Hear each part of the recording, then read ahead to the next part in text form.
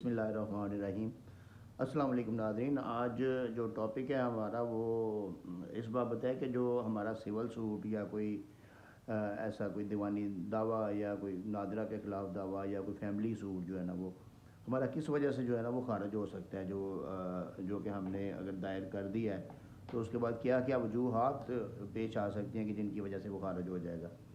तो उसमें सबसे पहले हमने देखना ये है कि हमने जो सिविल सूट फाइल किया है उसमें हमने जो डिफेंडेंट्स बनाए हैं उनको नोटिस जो है ना वो लाजमी जो पहली तारीख पे ही जो है ना उनको नोटिस और तलबाना उनका जो है ना वो रखना होता है, ताकि उनको कोर्ट जो है ना वो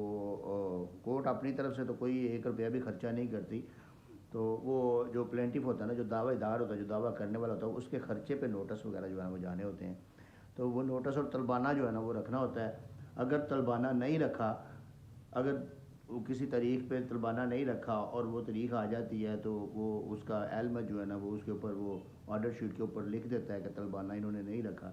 तो कोर्ट उस दावे को खारिज कर देती है अदम तलबाना की सूरत में। यानी कि इन्होंने तलबाना नहीं रखा, इन्होंने यानी कि नोटिस वगैरह नहीं रखे डिफेंडेंट को बुलाने के लिए,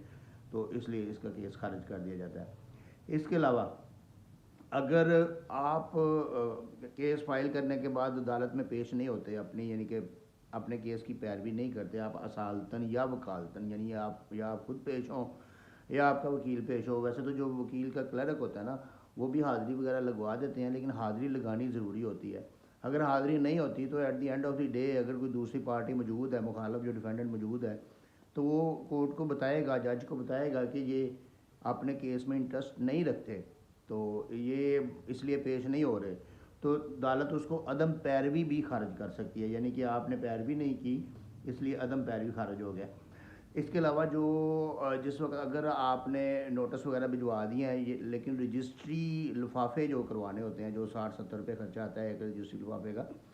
वो लिफाफे नहीं करवाए आपने, यानी कि रजिस्ट्री रसीदें जो है ना वो अदालत ने जो है ना उस डेट पे लेनी होती हैं, वो आपने उनको नहीं जमा करवाई, तो वो अदम खर्चा रजिस्ट्री लिफाफा भी जो है ना वो उसको खारिज कर सकता है। जज जो है ना वो उसको खारिज केस को खारिज कर सकता है। इसके अलावा अगर आपने रजिस्ट्री लिफाफे भी करवा दिए, तलबाना भी रख दिया, सब कुछ कर लिया, उसके बाद अखबार इश्तहार का आर्डर होता है लेकिन आप अखबार इश्तहार नहीं करवाते, तो उस सूरत में भी जो है ना वो अदम खर्चा अखबार इश्तहार उसको बोलते हैं, अदम खर्चा अखबार इश्तहार उसको दावा जो है ना वो खारिज कर दिया जाता है। ये 3-4 सूरतें मैंने आपको बताई हैं, एक अदम तलबाना, एक अदम पैरवी और एक अदम खर्चा अखबार इश्तहार, अदम यानी कि खर्चा लिफाफा रजिस्ट्री। इन तीनों चारों सूरतों में अगर आपको पता चल जाता है कि दावा खारिज हो गया, तो आप उसके लिए एक एप्लीकेशन फॉर रिस्टोरेशन यानी कि दावा बहाली की जो है ना वो आप दरख्वास्त जो है ना उसी अदालत में गुजार सकते हैं, और फिर उस पर जो है ना वो 1 महीने के अंदर अंदर आपने वो दरख्वास्त गुजारनी है, क्योंकि इसकी लिमिटेशन जो है ना 1 महीना है। दावा बहाली की लिमिटेशन जो है ना वो 1 महीना 30 दिन है। 30 दिन के अंदर अंदर आपने वो जो है ना दरख्वास्त बहाली गुजारनी है, तो वो दावा जो है ना वो बहाल हो जाएगा और फिर उसी स्टेज से शुरू हो जाएगा। अगर डिफेंडेंट्स पहले मौजूद थे तो फिर उनको दोबारा नोटिस होंगे, अगर वो नहीं आए थे तो फिर भी नोटिस के स्टेज से जो है ना वो शुरू हो जाएगा,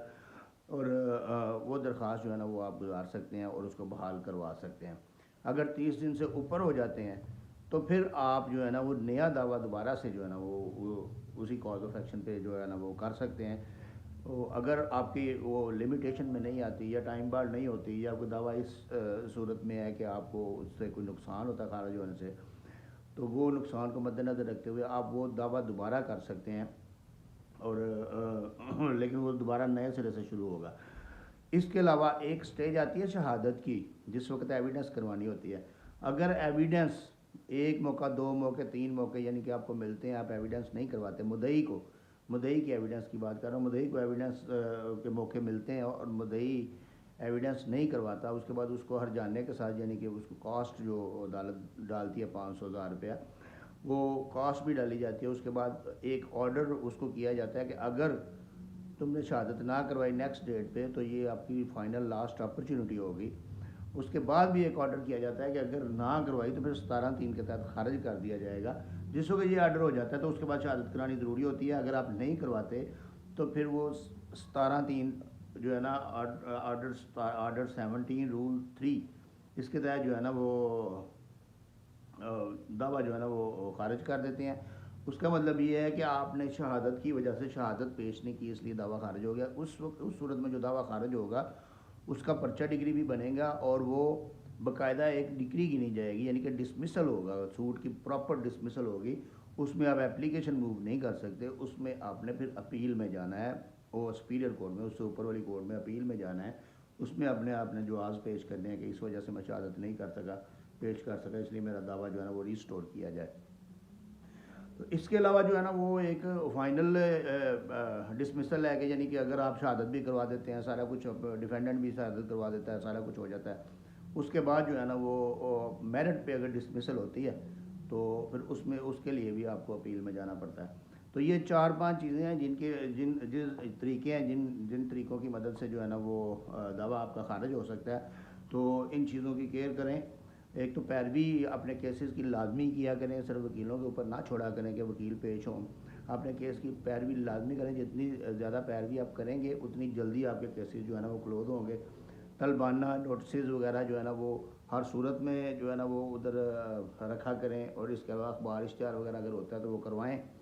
شہادت جو ہے نا وہ ٹائم پہ دیں، تو کوئی مذائقہ نہیں کہ یہ کیسز جو ہے نا آپ کے دعویٰ جات جو ہے نا وہ ودن 6-8 منتھس یا 1 ایئر جو ہے نا 1 سال کے اندر اندر آپ کے کیسز جو ہے نا وہ ختم ہو جائیں۔ تو یہی آج کا بس آپ کو بتانا تھا۔ تو اللہ تعالیٰ آپ کو سمجھنے کی توفیق دے اور مجھے اور زیادہ بتانے کی توفیق دے۔ اس کے ساتھ اجازت چاہوں گا۔ اللہ حافظ۔